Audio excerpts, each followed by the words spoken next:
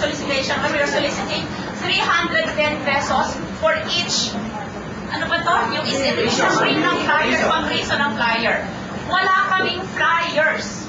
We're just going by word of mouth and hoping that the other Filipinos who feel what we feel are willing to stake their chances and write back during the coming elections.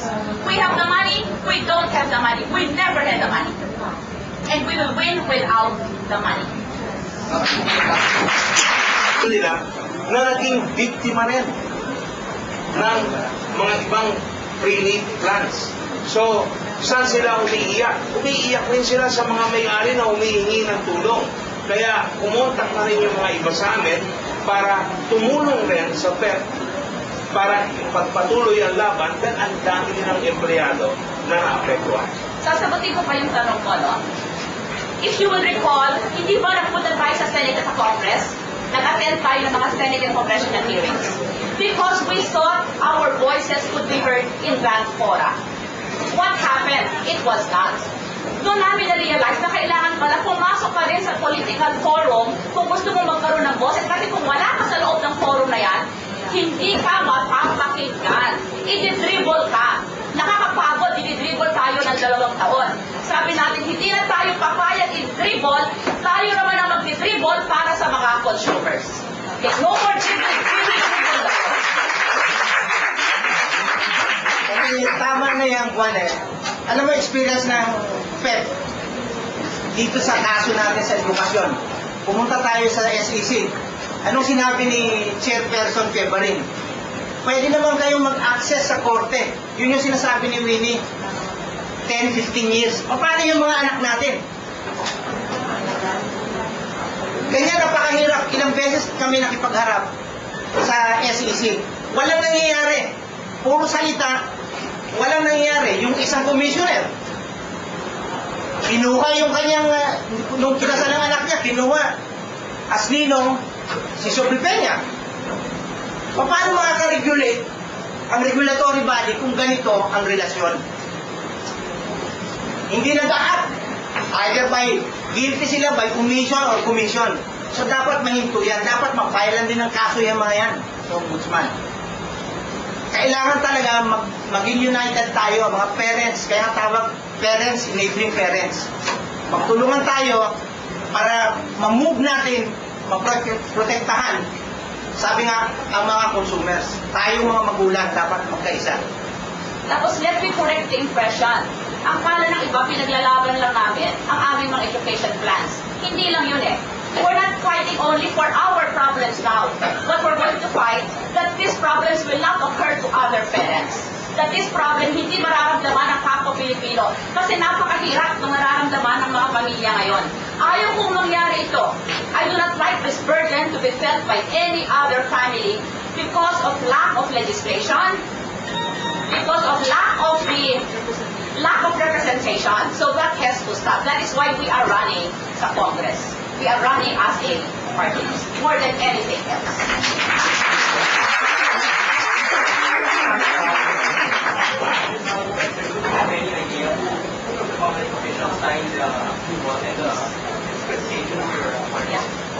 All the members of the second division signed it. That's Commissioner Tuason, Commissioner Ferrer, and Commissioner Sarmiento. All 3 of them signed it. Ang approval naman was signed by the first division under Commissioner Browner and Commissioner Bora. Dalawa lang. So the problem is, if it goes en banc, which it will go en banc regarding this issue, there are 3 from the second division which decided against PEP, and there are 2 from the first division that decided in favor of PEP. Alam mo, only in the Philippines nangyayari itong ganito. Only in the Philippines. Even in the Securities and Exchange Commission, only in the Philippines. Kasi kung sa ibang bansa yan, kinandado na siguro yung building ng may-ari ng kung sino man ng kumpanya na yan na hindi nanindigan at lumapas lahat ng mga direktor na kaposas. Dito sa Pilipinas, yung mga nagreklamo na bumili ng plano na hindi binayaran, sila ang gusto paposas.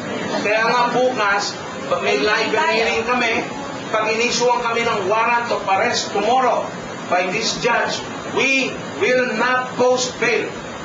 May arrangement tayo po. At gagawa, at pupunta ako sa kulungan to show as a sign of protest.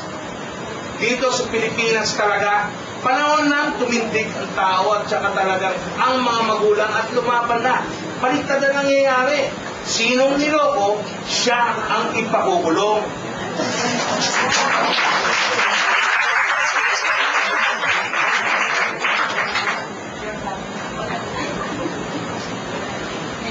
I think ABC not right.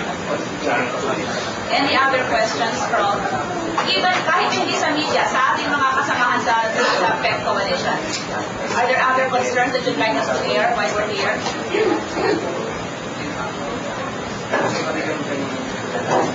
Any other concerns? Yes. Sakali lang po, na hindi ma-approve ngayon, mag-i-20 o tayo basis bago siya naging effect. Well, kung hindi ma-approve yung MR natin on the division itself, Aakyat and Bank, while all of this process is happening, PEP Coalition continues to be an accredited party list because there is a pending MR or even an appeal. Pag dininay tayo ng COMELEC and Bank, aakyat tayo directly sa Supreme Court to question this simple error na nangyari. Kasi kung wala talaga, the grave abuse of discretion ang mangyayari niyan eh. And now, since we're pressed for time, on Thursday, or even before that, on Wednesday, PEP party list will file its 5 nominees. And we will comply with the deadline, even if we have to battle this out. Because let me remind the members, kahit mangyari maayos natin to, there will be more challenges. Marami pang darating na challenges sa atin. Hindi titigil yan. So prepare yourselves for this battle. This is another battle. Libel case is another battle. The rehabilitation case was another battle. And we joined hands and fought together and will continue to fight until we achieve what is good not only for us, not only for our children, but kahit sa mga apo natin in the future na darating sa mga Pilipino.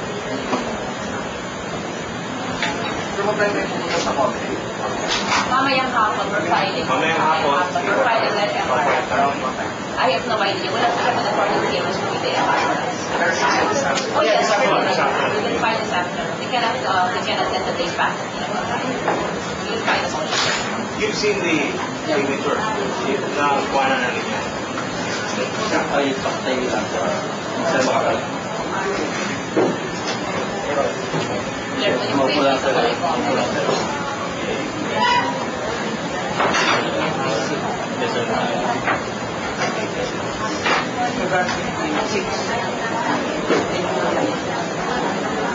February 26. Like, maliwanag.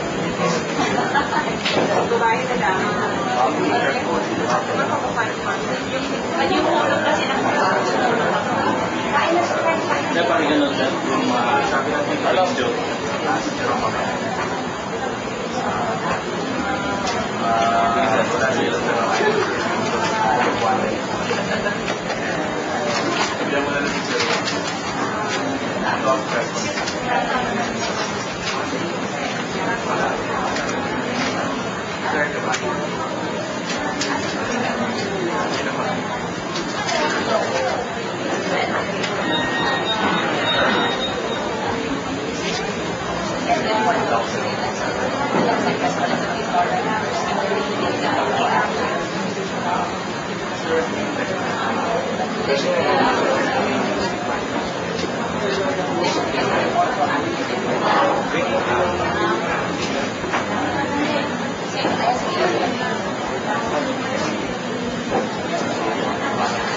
BBC 5 pa naman channel.